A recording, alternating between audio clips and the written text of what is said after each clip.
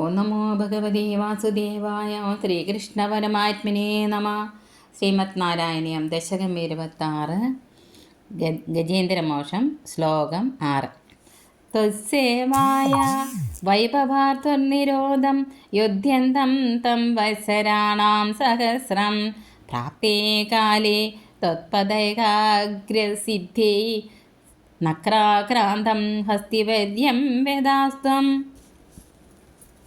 ത്വത്സേവായ വൈഭവാദ് വത്സരാണാം സഹസ്രം ദുർനിരോധം യുദ്ധ്യന്തം തം ഹസ്തിവേദ്യം. ഭവത് ഭക്തി മഹത്വത്താൽ 1000 കൊല്ലം നീക്കുപോക്കില്ലാതെ എതിർത്തി നിന്ന ആ ഗജേന്ദ്രനെ ത്വത് പദൈകാഗ്രസിദ്ധ്യൈ കാലേ പ്രാപ്തേ സതി. നിന്തിരുവടിയുടെ പാദങ്ങളിൽ ഏകാഗ്രത സിദ്ധിക്ക് വേണ്ടി സമയമായപ്പോൾ ത്വം നക്രാക്രാന്തം വ്യത, നിന്തിരുവടി മുതലേക്ക് കീഴടങ്ങുന്നവനാക്കി ചെയ്തു.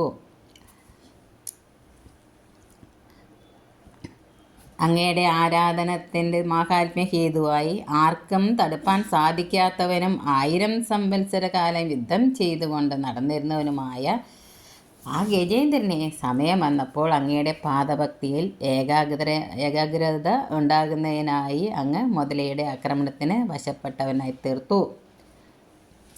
ശ്ലോകം 7. ആർത്തിവ്യക്ത പ്രാക്തന ജ്ഞാനഭക്തി ശുണ്ഡാക്ഷിത്തൈ പുണ്ടരീകൈ സമർച്ചൻ പൂർവാഭ്യസ്തം നിർവിശേഷാത്മനിഷ്ഠം സ്തോത്രശ്രേഷ്ഠം സോന്യഘാതേ പരാത്മൻ.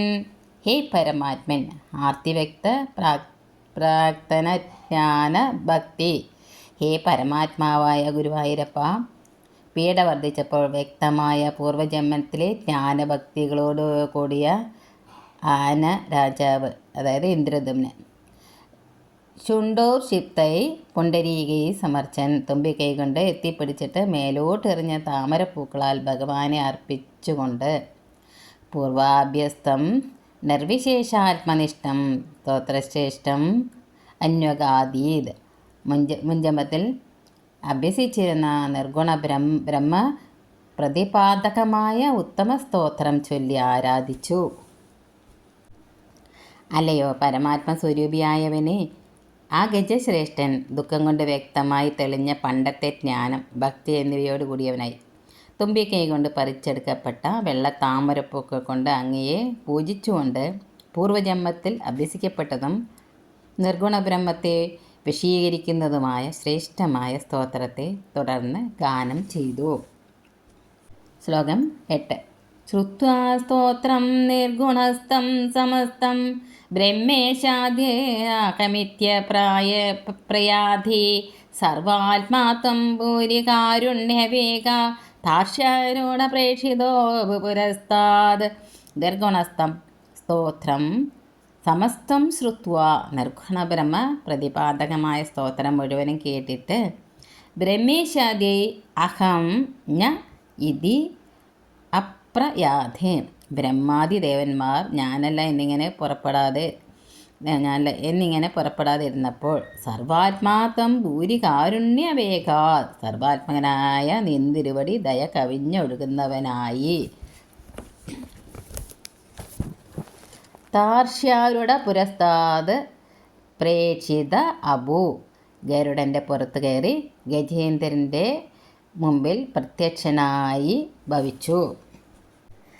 സ്തോത്രം മുഴുവനും നിർഗുണ ബ്രഹ്മത്തെ വശീകരിക്കുന്നതായി കേട്ടിട്ട് ബ്രഹ്മാവ്, പരമശിവൻ മുതലായ ദേവന്മാരാൽ ഇതിന് വിഷയമായത് ഞാനല്ല എന്നിങ്ങനെ വിചാരിച്ച് പോകാതിരിക്കെ സർവാന്തര്യാമിയായ അങ്ങ് വർദ്ധിച്ച കാരുണ്യത്തിൻ്റെ ശക്തി നിമിത്തം ഗരുഡാരൂഢനായ ഗജേന്ദ്രൻ്റെ പുരോഭാഗത്ത് കാണപ്പെട്ടവനായി നിർഗുണ ബ്രഹ്മസ്വരൂപനായിരിക്കുന്നത് വിഷ്ണു ഭഗവാൻ മാത്രമാണെന്ന് സ്പഷ്ടം. അതിനാലാണ് മറ്റ് ദേവന്മാർ ആരും തന്നെ ഗജേന്ദ്രനെ രക്ഷിക്കാൻ പോകാതിരുന്നത്. ശ്ലോകം 9.